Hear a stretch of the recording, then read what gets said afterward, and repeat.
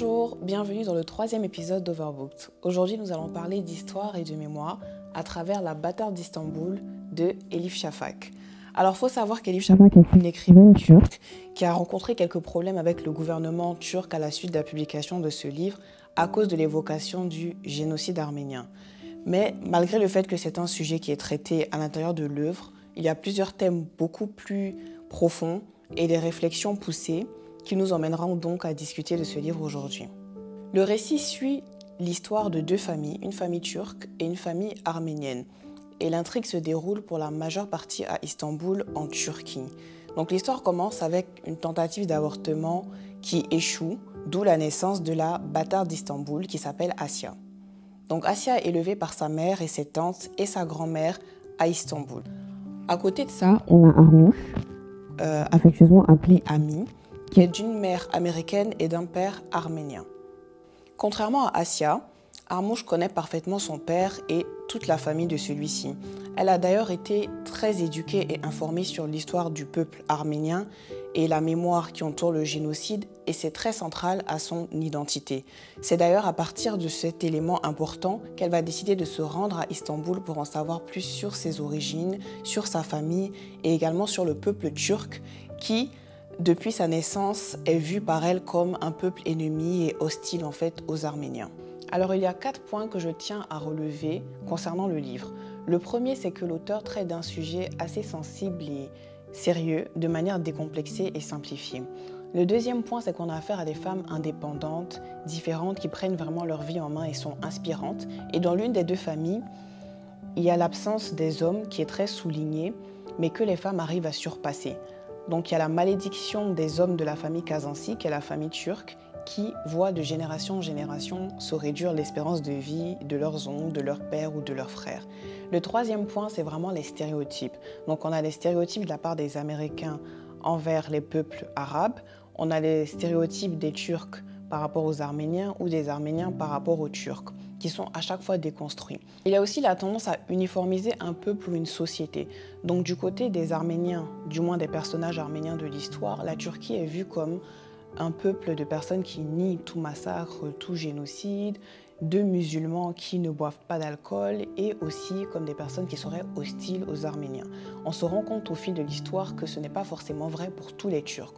On réalise également qu'il y a déjà des fractions et des divisions à l'intérieur de la société turque. Donc on a d'un côté ceux qui sont nostalgiques de l'époque et de l'ère ottomane et on a ceux qui sont pour le modernisme et qui souhaitent à tout prix que la Turquie reste séculaire et que la religion ne prenne pas trop d'importance dans la vie politique et dans la vie publique.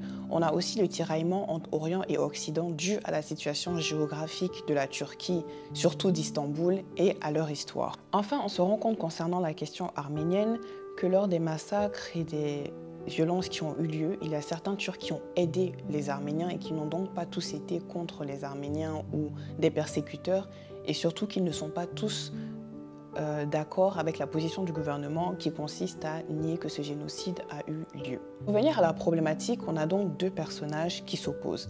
Asya ne connaît pas l'identité de son père, elle est la bâtarde d'Istanbul, et de l'autre côté, on a Armouch qui non seulement connaît son père, mais est très lié au peuple arménien, toute la mémoire autour de leur histoire. Asya, elle, souligne et insiste sur le fait que son histoire à elle commence le jour où elle est née. Elle ne se sent pas inscrite dans une lignée, elle ne possède pas ce sentiment d'appartenance à un groupe, à une nation ou même à une famille, tandis que Armouch, elle, soutient que nous sommes aussi bien responsables des actions de nos ancêtres, de notre gouvernement, de notre pays, que de nos actions individuelles. Il y a donc une différence au niveau de la responsabilité portée sur les actions.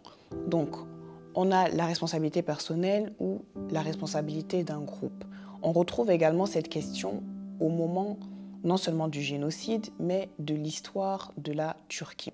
Pour illustrer cela, on peut prendre l'exemple du paradoxe janissaire, qui est d'ailleurs évoqué pendant le livre. Alors, les janissaires étaient des esclaves européens et chrétiens convertis de force à l'islam et enrôlés dans l'armée du sultan, donc qui combattaient aux côtés de l'Empire ottoman. Ces derniers se retrouvaient méprisés par les leurs et on leur reprochait d'avoir oublié leur passé, oublié d'où ils venaient pour maintenant combattre aux côtés de l'oppresseur. Il faut dire qu'ils avaient également la possibilité de gravir l'échelle sociale en fonction de leurs accomplissements, ce qui était très mal perçu par les membres de leur communauté d'origine. Dans le livre, on nous indique d'ailleurs que toute minorité se retrouve à un moment à faire face au paradoxe des janissaires. Parce que dans le cas où elles ont été marginalisées ou oppressées, se retrouver ensuite à travailler, combattre ou s'allier avec ceux qui ont été une fois leurs oppresseurs est perçu comme une trahison de la part de leur communauté ou comme un déni de leur identité. Récemment, lors de débats concernant le dédommagement de descendants d'anciens esclaves aux États-Unis, plusieurs ont avancé le même argument que Assia, à savoir qu'ils ne s'inscrivaient pas dans une continuité, mais qu'ils avaient des responsabilités personnelles et individuelles. Donc peu importe ce que leur gouvernement a pu faire ou commettre comme acte auparavant, ainsi que leurs ancêtres, ils ne sont pas responsables pour les crimes de leur père. Moi, ma question pour vous aujourd'hui est de savoir si vous êtes plutôt du côté de Armouche ou de celui de Assia concernant la mémoire et l'histoire, et surtout le poids des responsabilités collectives ou individuelles.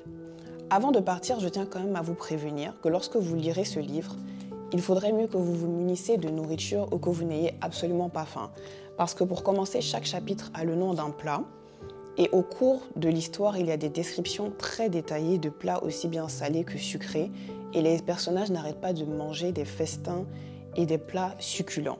La Bâtarde d'Istanbul est disponible à la Fnac, aussi bien celle de Cap Sud que de Cap Nord, et également en librairie de France. À bientôt pour le prochain épisode de Overbooked. CTB. Malik! Tú me tienes de